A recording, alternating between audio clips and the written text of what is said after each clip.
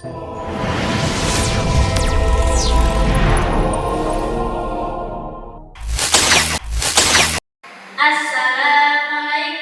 warahmatullahi wabarakatuh. Alhamdulillahilladzi jalal qalama lil kitab wal kitaba lil qiraah wal qiraah lil ma'rifah wal ma'rifah lil ibadah wal ibadah lillahi ta'ala. Asyhadu an la ilaha illallah wa asyhadu anna Muhammadar Rasulullah la nabiyya ba'da amma ba'd. Alhamdulillah, segala puji bagi Allah yang telah mempertemukan kita di bulan suci Ramadan, bulan penuh keberkahan, ampunan dan kenikmatan, yaitu pembebasan dari api neraka. Salawat serta salam semoga tercurah kepada junjungan kita Nabi Muhammad SAW beserta keluarga, sahabat, dan umatnya yang istiqomah hingga akhir zaman. Pada kesempatan ini, saya akan membawakan pidato singkat yang berjudul Puasa dan Pembentukan Karakter Takwa.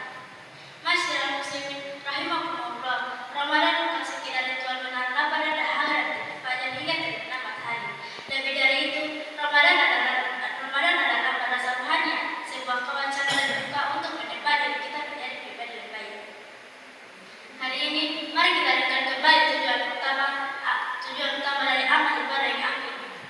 Hadirin yang dimuliakan Allah Subhanahu wa taala berfirman dalam Al-Qur'an surah Al-Baqarah ayat 183 yang menjadi landasan utama kewajiban puasa kita. Yang berbunyi, ya ayyuhalladzina amanu kutiba alaikumus syiyam kama kutiba alal ladzina min qablikum la'allakum tattaqun. Yang artinya, hai orang yang beriman diwajibkan atas kamu berpuasa sebagaimana diwajibkan atas orang sebelum kamu agar kamu bertakwa. Quran surah Al-Baqarah ayat 183. Ayat ini ditutup dengan la'allakum tattaqun, agar kamu bertakwa. Takwa adalah tingkat tertinggi di sisi Allah. Namun pertanyaannya, bagaimana puasa bisa melahirkan takwa? Puasa melatih kita untuk jujur dan sendiri berkobar. Puasa bisa saja kita makan di tempat tersembunyi tanpa diketahui orang lain. Namun kita sadar bahwa Allah Maha melihat. Inilah yang takwa, merasa diawasi oleh Allah Subhanahu wa taala. Jika perasaannya kita di luar bulan suci Ramadan, maka tidak akan ada kebohongan, tidak akan ada kemaksiatan, dan tidak akan ada korupsi yang dilakukan baik terang-terang maupun sembunyi. Rasulullah SAW mengingatkan bahwa puasa bukan hanya soal perut.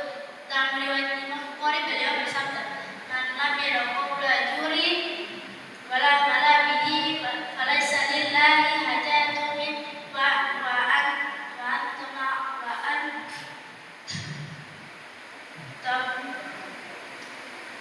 atau ma'ahu asyara